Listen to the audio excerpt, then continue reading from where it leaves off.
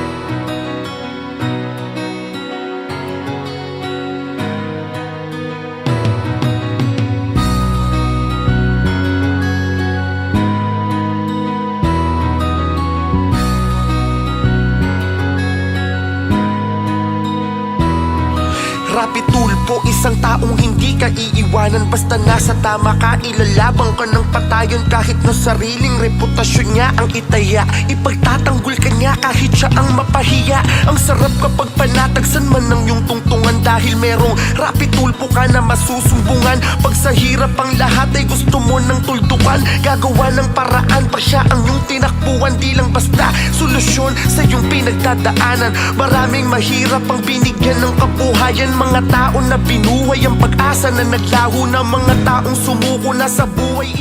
Magandang hapon po sa inyo, Ma'am Mary Ann. So, nandito po kami ngayon, Ma'am, sa inyo para ibigay po itong groceries po, gatas, tsaka diaper po ni baby, no? Yung mga pangangailangan niya. Kasi nabanggit mo nga sa amin na ikaw po ay walang trabaho pa hanggang ngayon. Tama, Ma'am? Opo, ma'am. So, ngayon, Ma'am, meron ka daw magandang balita po na ibibigay sa amin. Ano po iyon?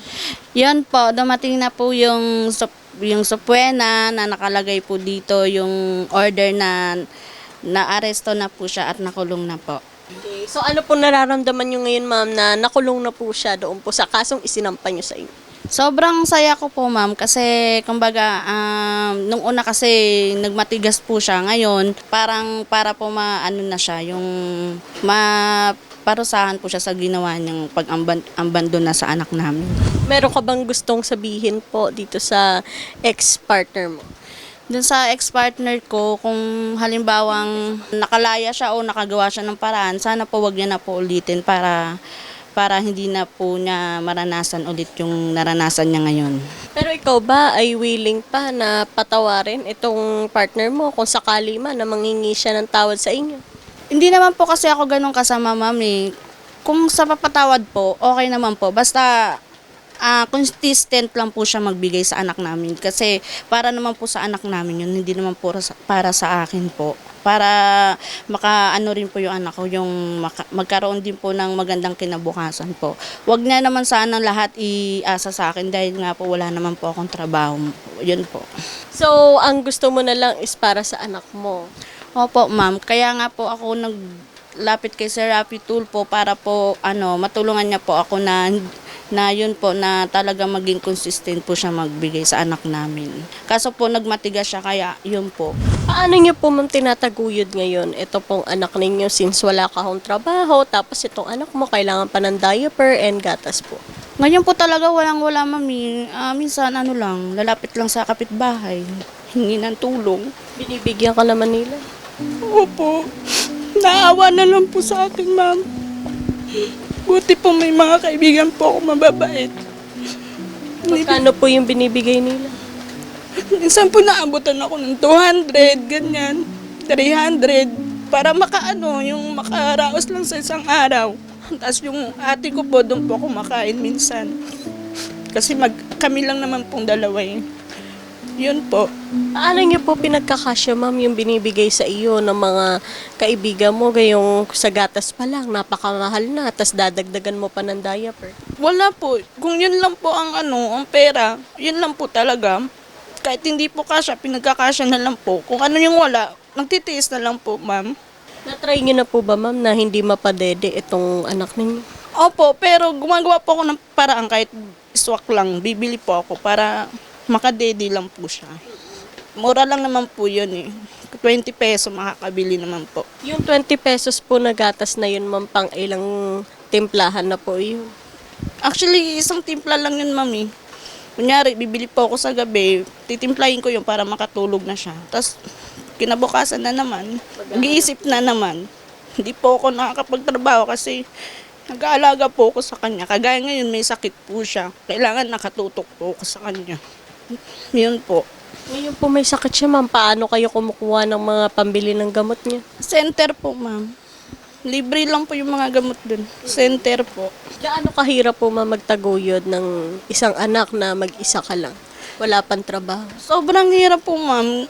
Actually, napapagod na nga po ako kung saan ako maghanap ng pera, yung itutusto sa kanya. Minsan, parang ni-stress na ako. Hindi ko alam. Minsan, umiyak na lang po ako. Kasi hindi ko pa alam kung saan kukunin yung bukas namin araw-araw. Ganun po.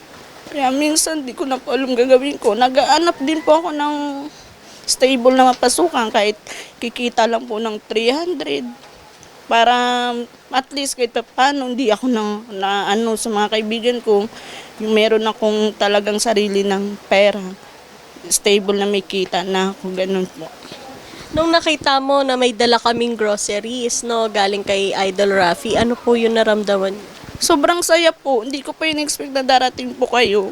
Nung nakaraan ko pa po sinasabi na wala pong gatas yung anak ko eh. Ayun po, sobrang saya ko po. Sobrang natutuwa po ako, ma'am. Nagpapasalamat po ako kay Sir Rafi Tulfo.